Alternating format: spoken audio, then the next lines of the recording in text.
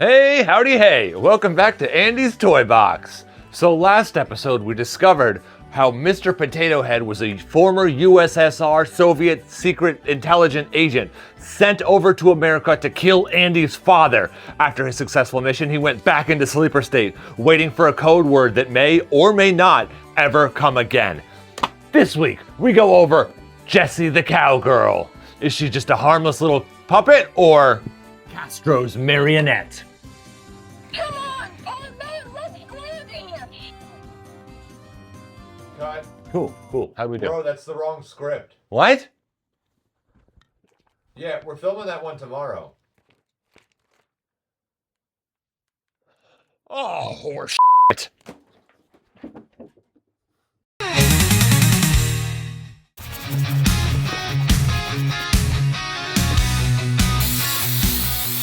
I didn't have a green scrubby. I thought I did, but I don't have time to run to the store. So I used an old piece of sandpaper. I wiped it, I blew it dry. Now I have to take these off, and then I'm ready to start taping. I'm ready to go. So you may have noticed these screws here and on the other side. They don't actually go to anything. They were just there to make it look like I had a motherboard. You can do that too if you want, but now they're in the way, so I have to take them off. All right, so this tube I covered with painter's tape and a gallon baggie. The straps I covered with a trash bag, some saran wrap, and more painter's tape. I'm gonna head out back and start painting. Well, I'm sure you've seen plenty of videos of people spray painting. So here's mine. You don't realize how many parts there are to a proton pack until you start painting it. Make sure you have a full can to start.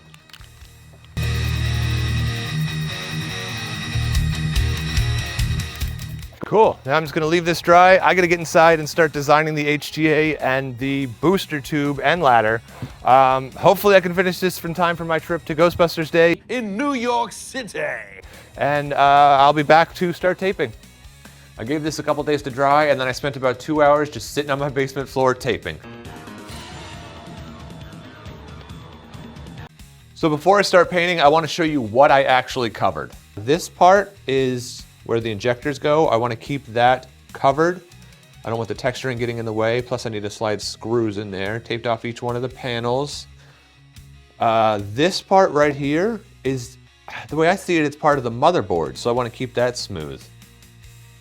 And then this part is where the PPD goes. don't want to block the holes. And then this is where the V-hook goes. And I want to keep that smooth so it'll fit on there nicely too. So I'm gonna be using Herculiner truck bed coating. I got this at Lowe's. I hear good things. I've actually never used it before. The last pack I did, I used Iron Armor truck bed coating. I think I got this at Harbor Freight. The only reason I used Herculiner is because I happened to be at Lowe's when I needed it. So that's the brand I'm gonna use. Let me get into painting, but before I do, I wanna show you one thing. One mistake I made. This particular panel, I wish I wouldn't have painted with primer. The reason being, the little piece I made to slide on here, it is very tight already, and I'm worried that the primer is gonna make it already too thick, and I definitely don't want any Herculiner getting in there. So going back, what I would have done, what I would like you to do, is put it on here and then primer it. I obviously didn't do it in that order, so learn from my mistake.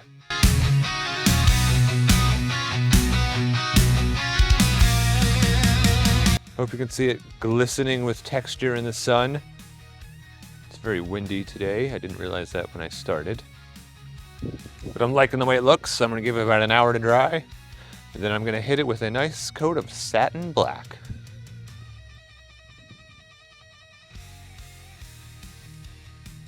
We are finally up to the very best part of making your own proton pack.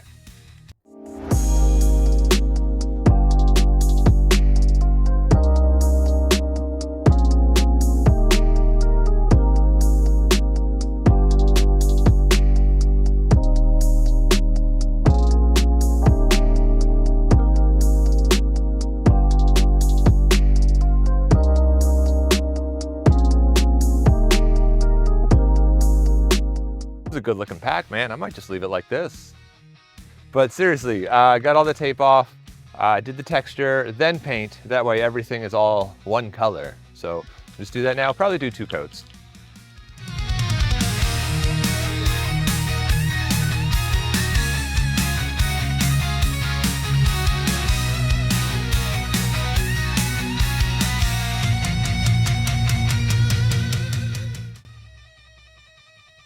First coat, looking great so far.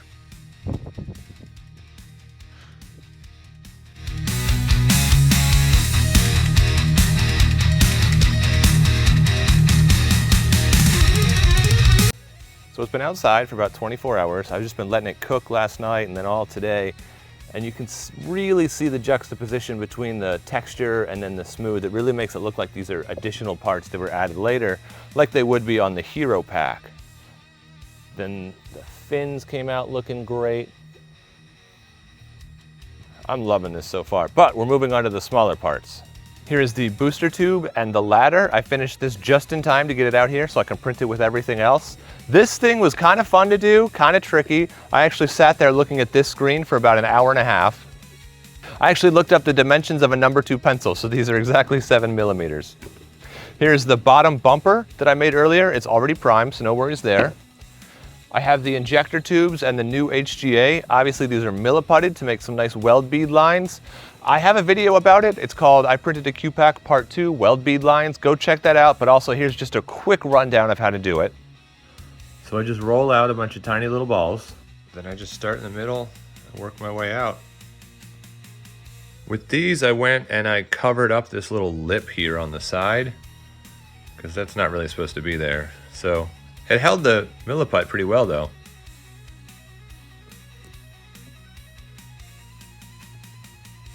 Here's this bottom bumper already primed, so that's ready to go.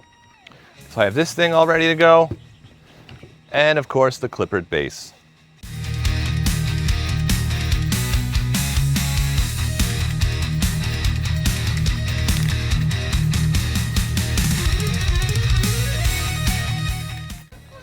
Now I just paint it the same way I did the primer.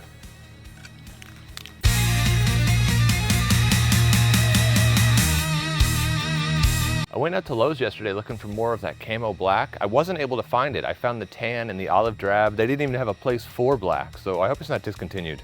Anyway, I was able to get Rust-Oleum Ultimate Ultra Matte Black, so I'm gonna use this instead. Anyway, so this is just my own headcanon that some of these pieces would not have come from the same place, so they wouldn't be the exact same black. So when I'm putting packs together, I use different blacks for the accessories. That's just how I do it, so. So I think I know what you're thinking. You said you were trying to make a screen-accurate brass-plated proton pack. This isn't the correct tube. The one that I'm thinking of has the thing with the thing. Yeah, that guy. The booster core. Let's take a look at what I have inside. So here's what I've been working on.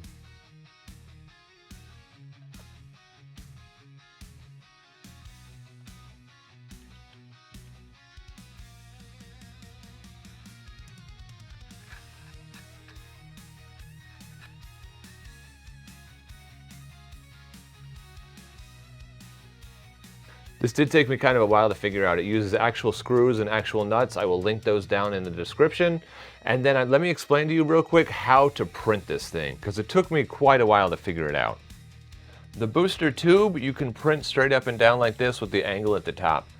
Originally, I was saying that the best way to print the modified booster tube is going to be vertical, but when you do that, you get these lines that obviously go horizontal. And when you try to sand them, the spot right here and right here are incredibly weak. Ask me how I know. So the best way to print the modified booster tube is actually going to be on its back. It takes a little bit longer, but I promise you it's going to be worth it. Booster 1, you're technically printing upside down, and then I want you to put a support blocker in the top. Let me show you how.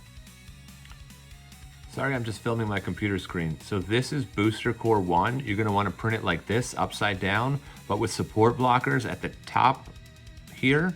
That way you don't get supports growing through it because they're impossible to get out. The beam, you want to put the wider part at the top. I know it's a waste of supports, but when I try printing it this way, this is what the top ends up looking like. Maybe your printer can print better than this. I hope it can, but this is the way I print it. Part 2 and part 3, print however you would like. Part 4, print so that the hole is at the top and the screw holes are at the bottom. Also print it with no supports, or else it'll put supports inside and you will never get them out. The ladder and the modified ladder are both going to need supports, and try to print it in your finest detail, like a 0.1 nozzle. So here on the left is an example of a 0.03 nozzle, and on the right is a 0.01. I'm sure you can see the difference. Before you ask, yes, I've done this enough times that I'm sure.